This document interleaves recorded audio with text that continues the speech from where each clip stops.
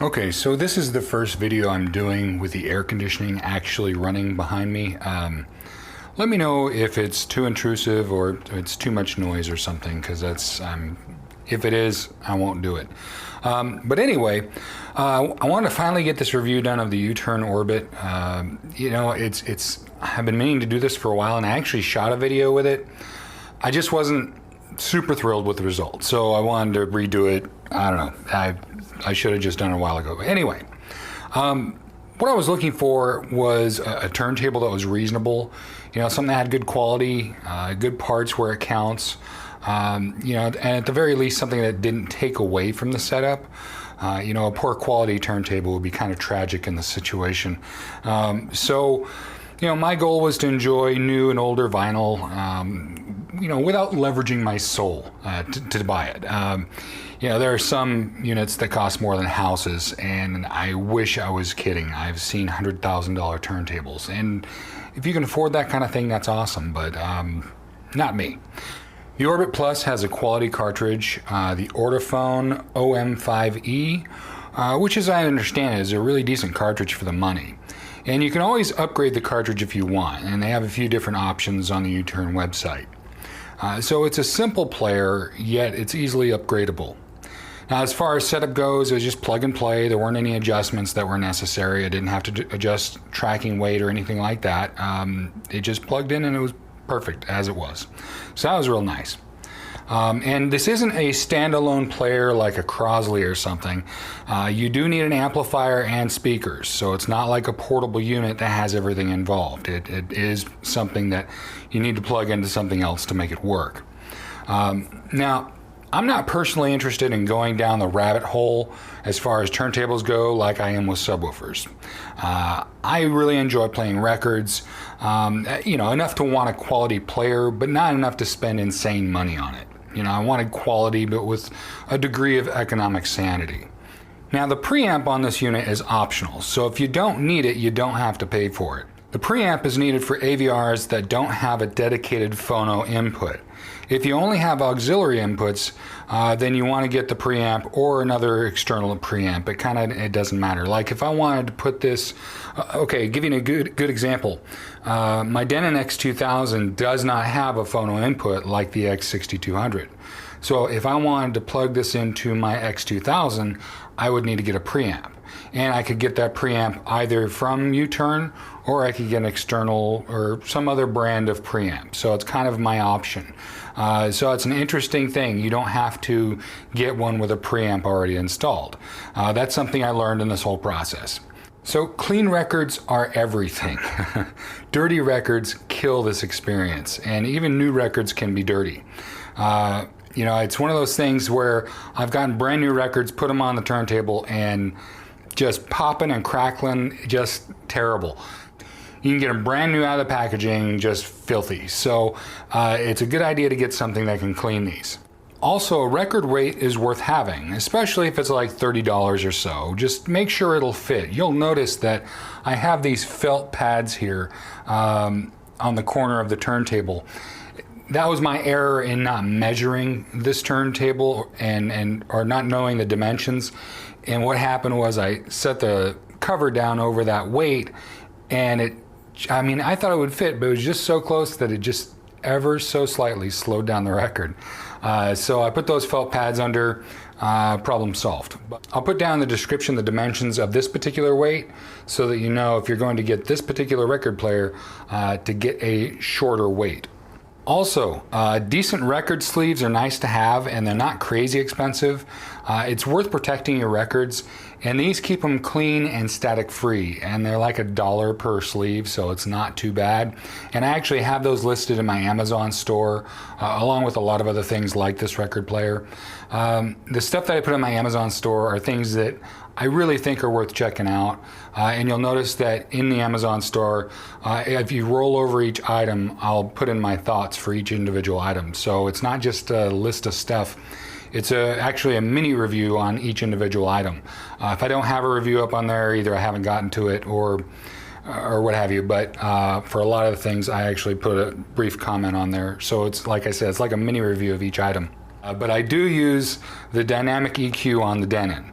I don't use dynamic volume. I've gone over how to set up my AVR and stuff like that, but I really like the effect that the dynamic EQ has, especially after you've run room correction, and you have to run room correction to even get dynamic EQ as an option. So that's one thing. I also often listen in Dolby Digital, so taking the 2-channel and spreading it over 9 channels, including height channels. I've done it with Dolby Digital, I've done it with DTS-X, where it upconverts and actually sends it to the height speakers. It's all just fun. It's a different way to experience, your typical turntable experience. So it's been fun. But it's one of those things that I know that goes against a lot of people who think you just must listen in a certain way. I've just been having fun with it and seeing what's good and what's bad. So it's one of those things that I really enjoyed going through those different settings on the amplifier and finding out what really sounds good and what doesn't do much for it. I do listen in 2-channel, but always with subwoofers. Even with these awesome SVS Ultra towers, I just like the extra dynamics that you get with the subwoofers involved.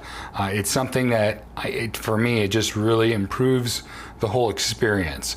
And some people are, pretty hardened against the idea of subwoofers when you're 2-channel only.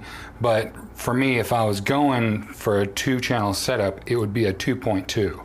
So 2 towers and 2 subwoofers to really fill in the bottom end. To me, if you don't have subwoofers, the sound is kind of thin and anemic. But with subwoofers that are, well calibrated and all that, I think it just really adds to the overall experience and gives that rich sound that we all really, in the back of our minds, hope for. At least that's my opinion. Now, another thing I'll point out is that with the subs, and again, I've had the PB16 Ultras in here, and I've got the PB4000s now, which are very powerful subwoofers, very strong. I've never had it skip once, even though my wood floor is very active and it's very, reactive to sound.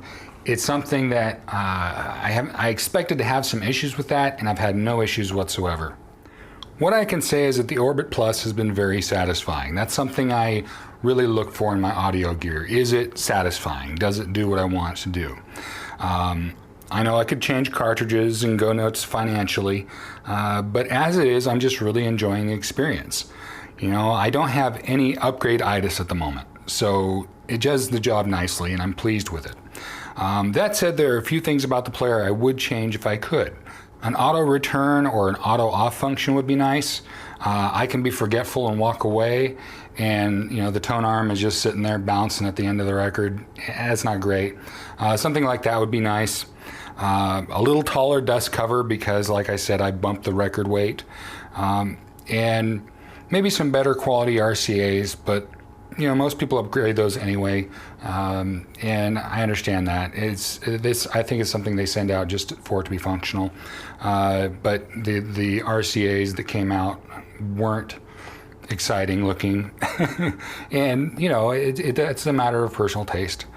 But otherwise, the sound is good, the size is good. I haven't found much to complain about in the time I've had it, which to me, I think is an earmark of quality product. If I've had it and I haven't found things to complain about, I think that's pretty good. I've had a lot of fun with records, but there are certainly several cases where I preferred the digital version over the vinyl version, and vice versa. Neither format really guarantees a better sound, and both offer their advantages. I use Spotify a lot. I talk about Spotify a lot. I have it on my down in the description below. I've got my Spotify account, so you can see all the music that I have, go through and get some ideas off my playlists and stuff like that. I have no affiliation with them or anything like that. I just figured it's relevant for my channel to share my music with you. So I use Spotify a lot, and it's more convenient, but my turntable time is more engaged. You have to pay attention, and you want to pay attention. It's more of an event. So, again, it's not something you do in a hurry or while you're doing other things. It's something you sit down and do purposely, engaged. So in that way, it's definitely different than most other formats. But for those of you who enjoy my perspective and would like to support the channel, please check out my links in the description down below. You'll find this turntable and other goodies on my Amazon page.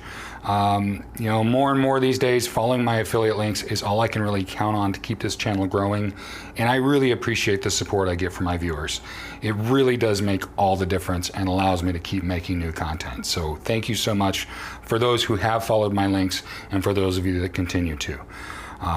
And just as a reminder, links don't cost anything extra. It's truly a free option to support this channel.